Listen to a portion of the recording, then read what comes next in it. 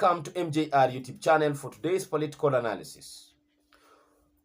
KANU chairperson Gideon Moi has disappointed not only the resident of Baringo, but his followers countrywide by the unpopular decision that he took to bow out of Baringo senatorial by-election.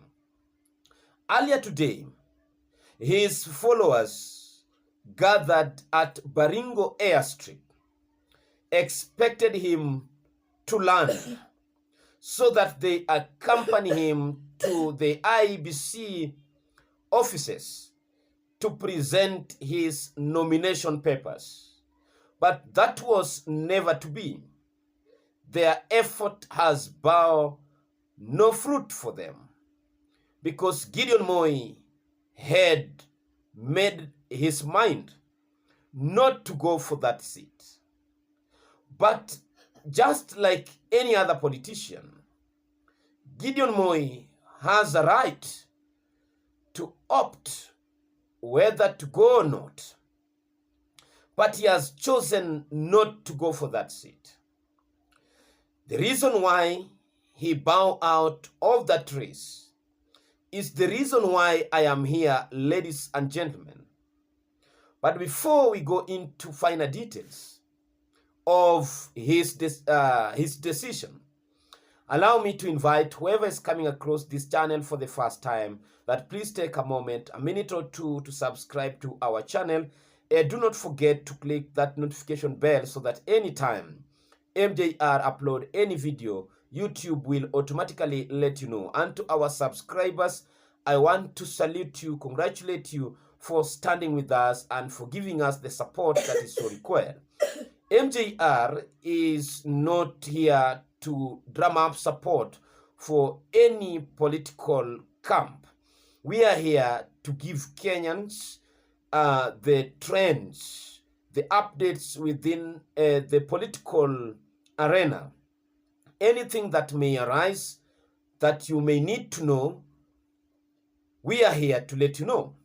We are doing this to help you make an informed decision in the next general election, right from your MCA to the presidential vote. So keep it at MJR. That is why we are here, and we are here to inform you. So thank you. Now, in my own opinion, the following could inform Gideon Moi's decision not to vie.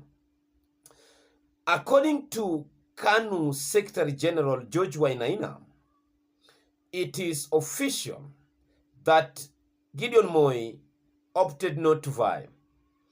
This comes few hours after a meeting that took place on Wednesday between President William Ruto and Gideon Moi in State House. And one of the reasons why Gideon Moi attended that meeting is the family business. So family business forms part of his reason not to go for this election. Remember that politics were at play in all this. Before that seat fell vacant, the deceased senator for Baringo, Honorable William, was elected through UDA. And Gideon Moi lost that seat to Honorable William, who vied through UDA. So UDA is so determined to retain their seat.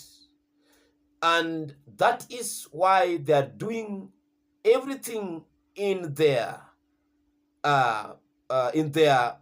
force to retain that seat. They have managed to call Gideon Moi for a sit down. And because Gideon Moi's family business were doing very bad, starting with the KTN or the Standard Media Group, which has been fought by the government. You know, it was the Standard that remained a media house that fought Kenya Kwanza administration every day and every moment they got opportunity, right from their newspapers, their digital platforms, and even their TVs and radios. But according to that letter that was shared in the social media, signed by Gideon Moi, it addressed the issue of Standard and why the Standard has been writing the headlines they've been writing.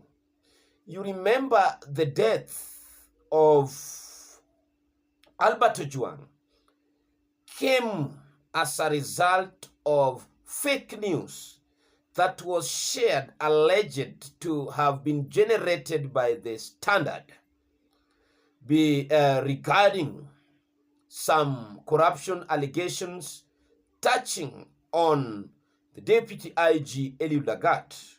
So Standard Media Group has been associated to fierce critic of this regime in all areas, in all government agencies, not only the president or the political aspect of the Kenya Kwanza, but all agencies.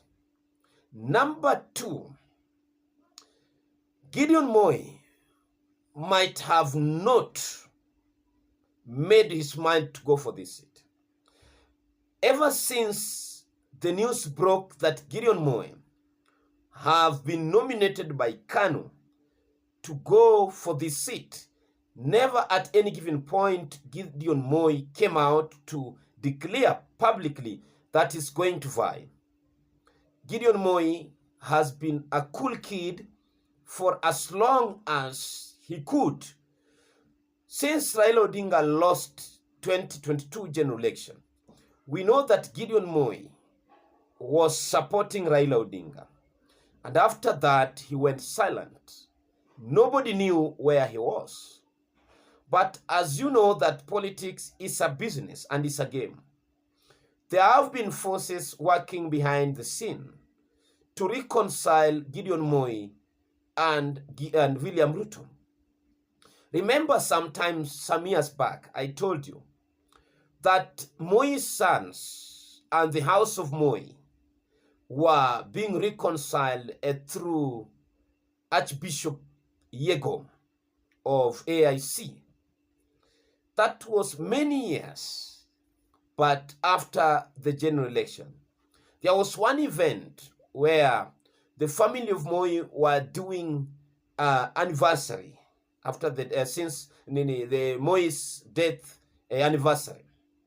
So there was a speech which was given, and Archbishop Yego, a renowned Archbishop of AIC, is at the center of reconciling the Kalenjin community. Could this be one of the outcome of his effort? Because Gideon Moi had met William Ruto, and very soon there will be a memorandum of understanding between UDA and KANU to seal the votes of Kalenjin community behind William Samoei Ruto. Remember, if Gideon Moi would have gone for the seat, there were clear indications that Gideon Moi would win this seat with landslide. But William Ruto would not afford such kind of embarrassment and shame. 3, I want to confess that there are a lot of soul searching within the Kalenjin community. And William Ruto's successor could be at stake.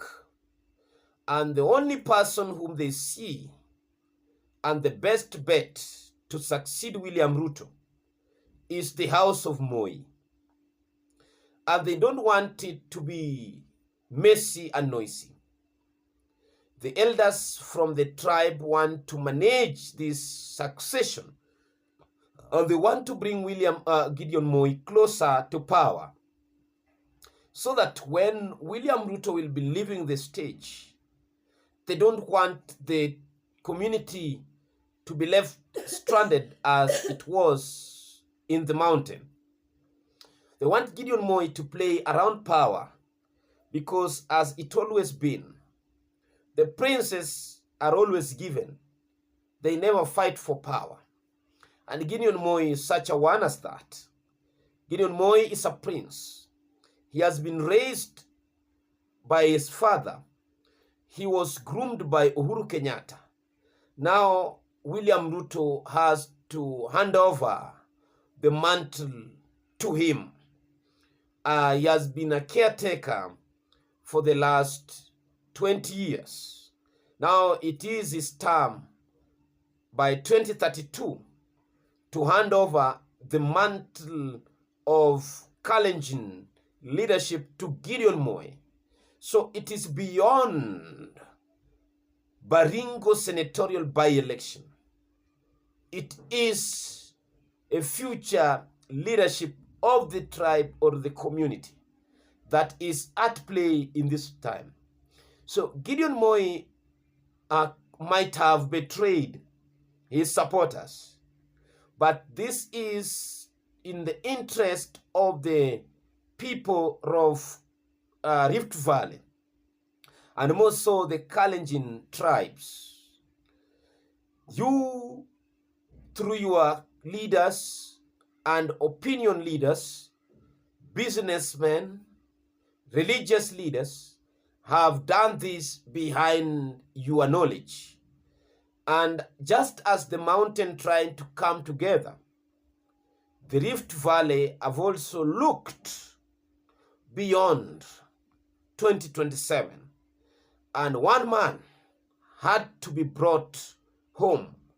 And that is a son of a man who was really respected.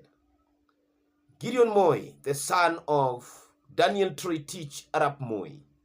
So that is what is at play.